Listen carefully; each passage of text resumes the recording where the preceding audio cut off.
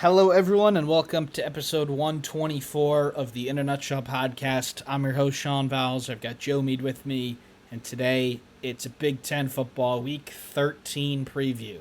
2 weeks left in the regular season before we get to the Big Ten championship and college football playoff. Joe, probably not the best week in terms of marquee games, especially when we compare to rivalry week coming up in week 14. We still got a few that we're going to talk about here. All right, starting off the day at noon on Fox. Big Noon will be going to Cincinnati, I believe, for BYU Cincinnati. But still, this is the Big Noon game, so this will be Gus and Joel Klatt. And it's Rutgers going out to the Horseshoe to play Ohio State. Ohio State minus 31.5. A few personnel things to look for here for Ohio State. If Carnell Tate or Jeremiah Smith play, doesn't look like that they will at this point. We're recording early in the week. But other than that, Joe, what are you looking for here? Yeah, I think, what's going to be a theme is can you get out of this healthy going into your biggest game of the year?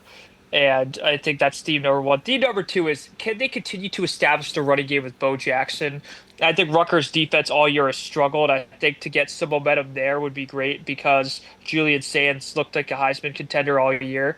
I don't really question if he could place the ball, whether that's to, a Max Clare, a Brandon Inniss, or even if Cardell Tate or Jeremiah Smith are out there, because we know those guys can make plays. Can they find even more ways for their offense? And I think they can. I'm not really doubting they can. It's just whether we see it or not. Um, I think Athen Kaliakmanis can probably get some good target practice in this game, not in terms of he'll score on Ohio State's secondary, just more, Ohio State's defense is one of the few, I think, better than Penn State's secondary. So if he could thrive against them, perhaps he plays even better against the Penn State secondary week 14 in that game. That will probably be for bowl eligibility for both teams. So interested to see that. Yeah, I'm just going to say I don't know if Ohio State is going to look to, go up and down with Rutgers here. I think they'll probably take even more clock than they usually do. Ohio State hasn't given up more than 16 points in a game this year. I think Rutgers might be able to get more than that, just from the fact that their defense isn't very good, so there might be some more possessions. But on the other hand, Ohio State might not be as explosive as normal. But Joe, with really no, they're not thinking about this game at all. They're definitely thinking about their Week 14 game. So maybe a little bit of a slow start, noon kick. I think it'll be really hard for them to cover the 31.5 because I think Rutgers might just be able to score enough.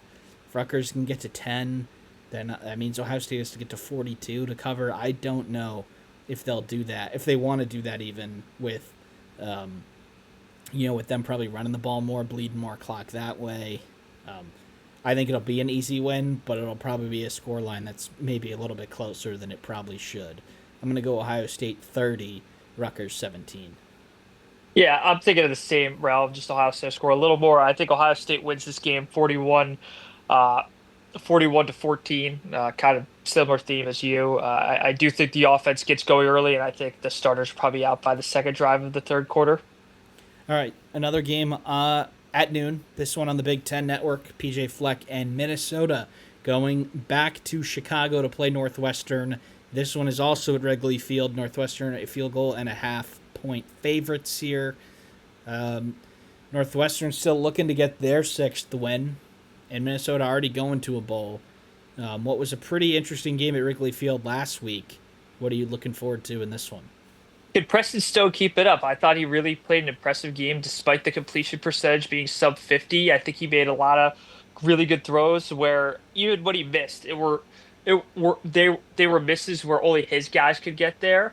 Are we going to see the defense kind of uh, try to trick Drake Lindsey, another young quarterback, into throwing interceptions? I think he's done that a lot of the year, and I think David Braun could perhaps give his offense even better opportunities. So this is a game, Sean, where Minnesota, I think, is going to have to jump on Northwestern pretty early because playing from behind against Northwestern's not been a recipe for success.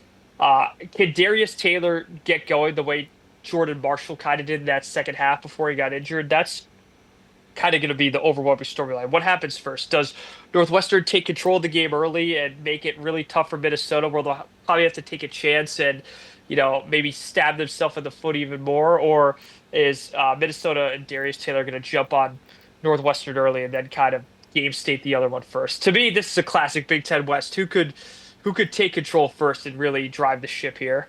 And from a weather point of view, last week, Joe, as you know, it was pretty nice for Chicago in November. It was in the 60s, wasn't as windy as it can be. That will not be the case this time around, in the mid 40s and windy. So running the ball becomes more important, and converting in the red zone becomes even more important too, and the kicking game becomes a question mark. So I think it'll be a really close game. I'm going to go Minnesota 20, Northwestern 17. Yeah, I think this game is going to be a really good game, back and forth. I do think you're going to see even less scoring, though. I think you're going to see a lot of short field goals in spite of the wind, because I don't think teams are going to be able to pass out of like the third and goals from the 8 and whatnot. Give me Northwestern to win 19-16. All right, let's go to the marquee game of the week, at least in this conference. 3:30 p.m. Eastern on CBS. That's Lincoln Riley and the USC Trojans going up to Autzen to play Dan Lanning and Oregon. Joe, this is definitely a playoff elimination game for USC and maybe a playoff elimination game for Oregon. Oregon 10.5 point favorites here. What do you think's going to happen here? Yeah, I think also a playoff qualification game for Oregon, Yeah. barring even a loss to Washington. This would probably be their best win of the year, Yeah. uh, at home against USC. Looking into this, Sean, I really think this game at 10.5 is kind of ridiculous. I don't know what Vegas is seeing that a lot of the general public isn't, because I think a lot of people are on Oregon. I just don't get the egregious spread. Getting into gameplay here, I do think turnovers in this game are going to be a huge factor. I think both teams can score into the 30s. What you'll probably see is the 20s, though, because I think, you know, uh, I think there's going to be some semblance of conservatism to this game. I don't think teams are going to want to like necessarily slug it out and like go for the big play right away. I do think there's going to be a feeling out process, especially by Jaden Maeva, something we kind of saw against Iowa. The question is, I don't think you could afford to do that against Oregon. You can't fall down 2 scores at Autzen Stadium and make that an ideal situation. I do think King Miller in this game is kind of the X factor. I know USC can move the ball passing. They've done it in each game they've played, including against Notre Dame and Michigan, two of the more impressive defenses they've played, and against Iowa in the second half. If they can get King Miller going, I think the path to victory for USC opens up a lot. Um, for Oregon, can they find that balance that they've had since they've lost to Indiana? I think if they could find balance here, this game this game could really turn in their favor. What I do think happens, Sean, is to me, Lincoln Riley hasn't won one of these games at USC yet, where it's kind of that like sub 50% chance of victory. I do think he finally gets one here. I think Makai Lemon and Jacoby Lane make a few plays, and King Miller breaks off a big run. Give me the Trojans to upset the Ducks 33-28. I just think this is their moment. I think Baeva last week really, I think he finally found that intermediate passing game. If he continues to find that, I think USC could come out of here victorious and perhaps punch their ticket to their first college football playoff. Last week, I was pretty impressed with Oregon's offensive performance against Minnesota. I think that they will be 1 to 2 possessions ahead for this whole game. There'll be a play, 3rd and 6, where USC has to get a stop, and they won't. I'm going to go Oregon 30, USC 24. Um, with for the Big Ten title game reasons, we have to remember that while Michigan and USC do have 2 losses, only one of them is in the conference. So I think a second loss here for really both these teams are probably not going to make it anyway, but they'll be eliminated for sure from the Big Ten championship with a second loss. I think the spread is really big. I think USC has proven that they are adapting to the Big Ten. They've won a couple of uglier games. And at the end of the day, their 2 losses are at Illinois on a game losing for them field goal and at Notre Dame in South Bend. So they've taking care of business at home. Can they get that one marquee road game to get themselves back in the conversation? And in terms of CFP as a whole, Joe, there is sort of one spot that is really open right now, and it's going to be the 10th spot. 11 and 12 being the auto winners from the ACC and the fifth Group conference. of five, yeah. That 10th spot, it seems like there's a pretty solid top nine now. After Oklahoma beat Alabama, there is that 10th spot is, it wants to be claimed by somebody. And I think that team might be from the Big Ten, whether it's USC or Michigan. That is there for the taking. USC, the way that the SEC broke off last week, with Oklahoma winning, with Texas taking their killed. third loss, Yeah. there is an Alabama with their second loss, probably the worst loss of any team up there. I think there is potentially room for one team to sort of sneak in out of nowhere, whether that's Miami or USC or Michigan or Vanderbilt or BYU. Like, somebody is going to get in there. There has to be 12 teams, but I think it could be USC if they take care of business here. All right, also at 3:30, Joe, on Fox Sports 1, Jonathan Smith and Michigan State are heading down to Kinnick Stadium to play Kirk Ferentz in Iowa. A couple of really tough losses for the Hawkeyes this year. They're looking for win number 7. They're 16.5-point favorites. In terms of, a get-right spot, there's probably not a team playing worse football in the Big Ten than Michigan State right now. So look for Iowa to get back in control and win this game by a couple scores. Yeah, I'm kind of on the same page as you, Sean. I do think that line is ridiculous. The 3 scores. I think this game with Iowa against any team, that's yeah. Yeah, I do think Mark Gradowski, probably his ball protections are really heavy in this game, due to the fact that Michigan State's offense does next to nothing aside from a few big or trick plays, which is what we've seen since they rattled off that win against Boston College.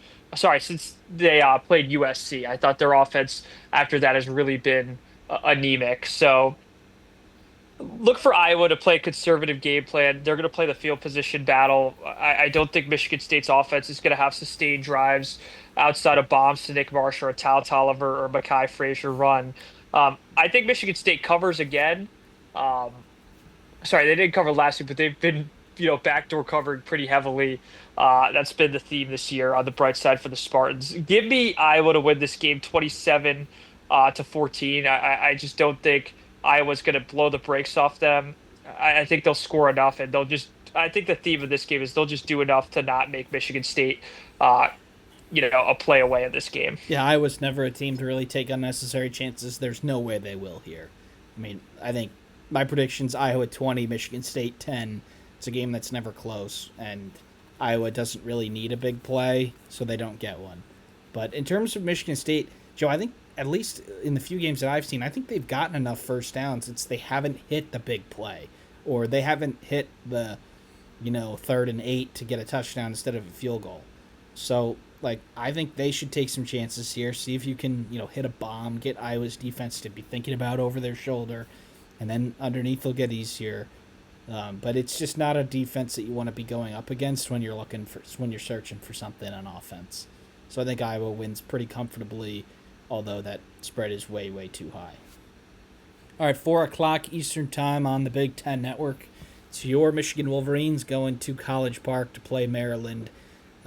Michigan still 2 touchdown favorites despite being down a number of players. Joe, Maryland holding on to bowl eligibility by the skin of their teeth right here, needing to win the last 2 weeks. Michigan holding on to a college football playoff hope by the skin of their teeth. A real interesting one here.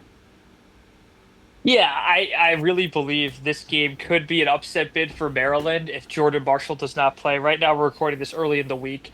He is day to day. I think he will play against Ohio State no matter what. Now, to what extent that game will matter? You gotta make that game matter. You got to make that game matter in terms of the college football playoff.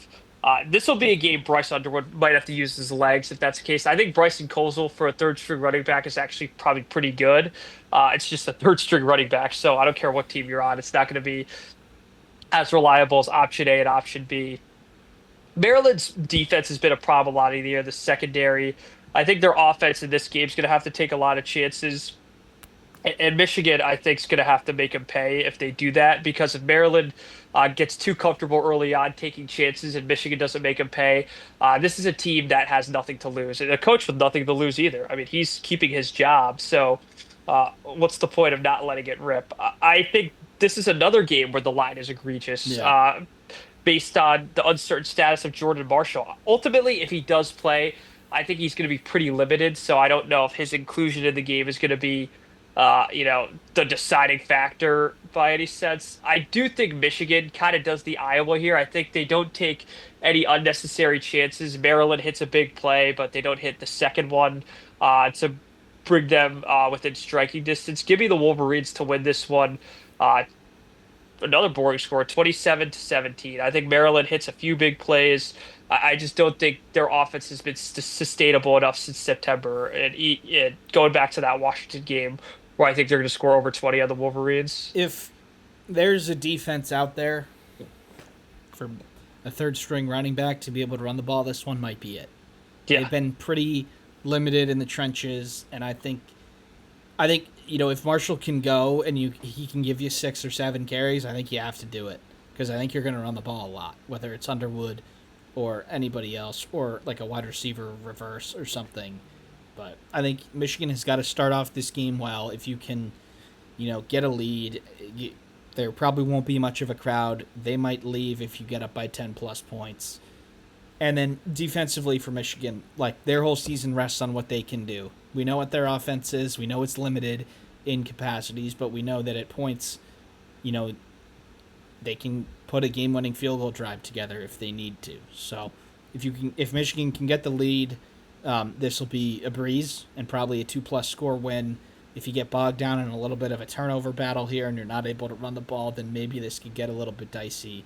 I'm going to go Michigan in sort of another unspectacular win, 23-10. All right, 7 o'clock on NBC, Joe. We've got Nebraska and Matt Rule at 7-3 going to Happy Valley to play 4-6 Penn State. Penn State 9.5-point favorites here. Remember, Dylan Raiola is out for the season for Nebraska. They've already gotten to 7 wins. Probably not a whole lot on the line here for them, other than what bowl they'll be going to. And Penn State and Terry Smith looking to keep the fire. Like it's been, despite them losing, they've still played hard. They've still kept the culture. The fans are still into it. And you get a night game at Penn State. What are you looking for going into this one? Can Nebraska stop the run? This has been their issue the whole year. All the teams they've beaten that are, I guess, above average on the FBS scale, being UCLA. I'm not going to count Michigan State in there. Like UCLA, Northwestern. Those were teams that didn't necessarily run the ball that well. That's the one thing Penn State's offense all year, Sean's done very effectively. I think Ethan Grunkmeyer is coming to his own as well, so I don't think he's going to necessarily be afraid, not necessarily to take a chance, but to make a throw. And I know that's such a broad term, but this is a guy who has pocket presence now. I think it's a defense that's kind of found an identity.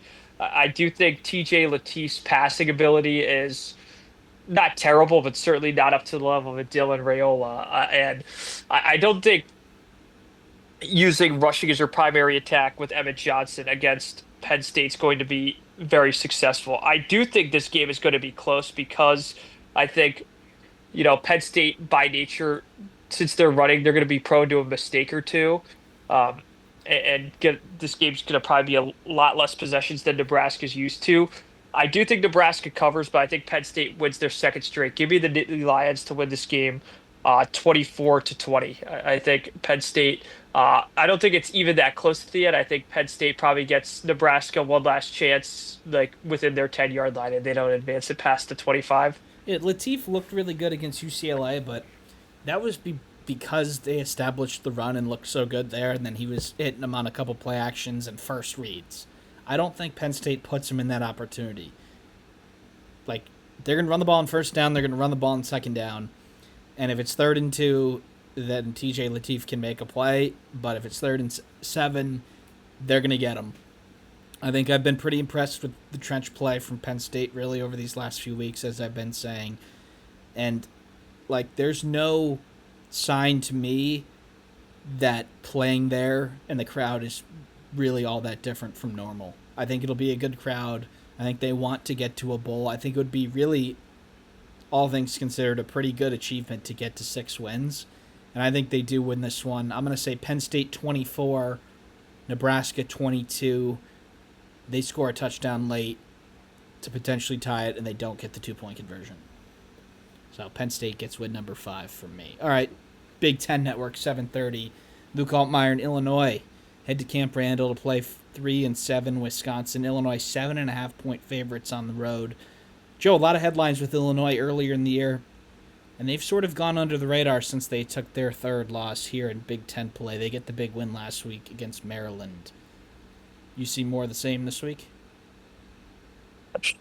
I think this week has a theme where there's going to be a lot of covers by the underdogs. Yeah. Um, I think this is a prime candidate for one in the Bielema Bowl, for lack of a better term.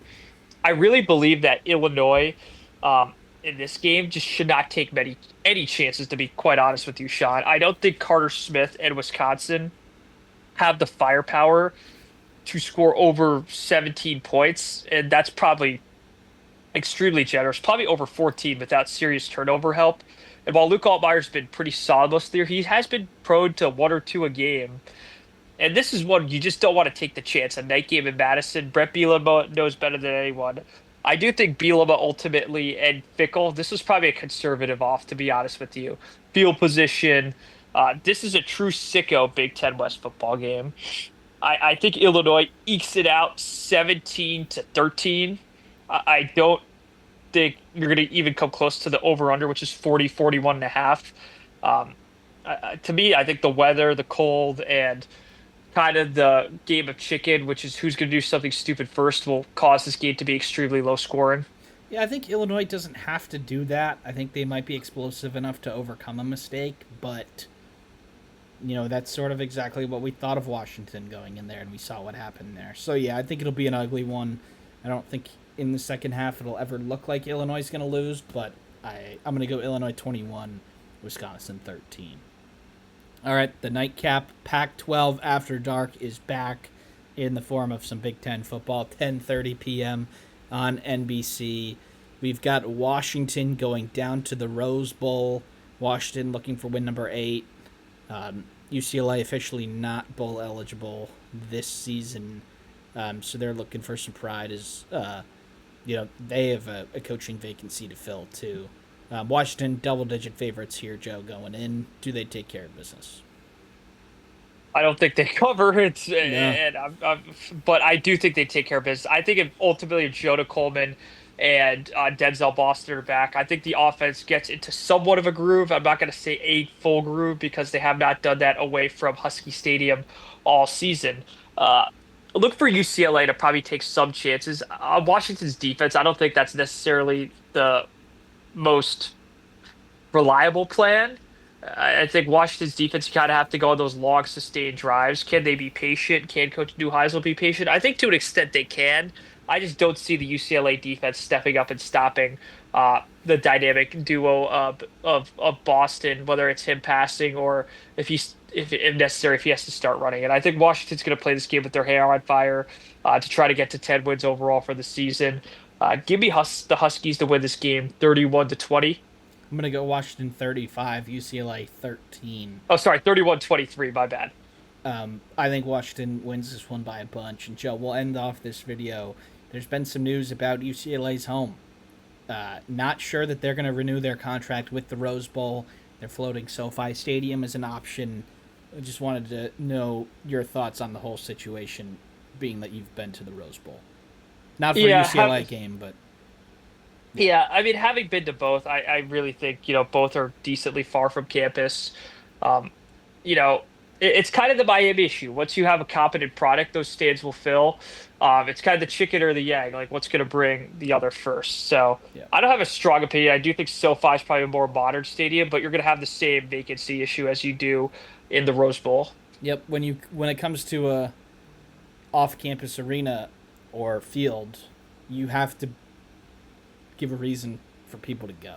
Now, if you're on campus like Wisconsin, Penn State this year, like they're still filling that place up at least at Yeah. first, at least three quarters, and at least at first. But yeah, I think it's sort of a no-win situation for UCLA.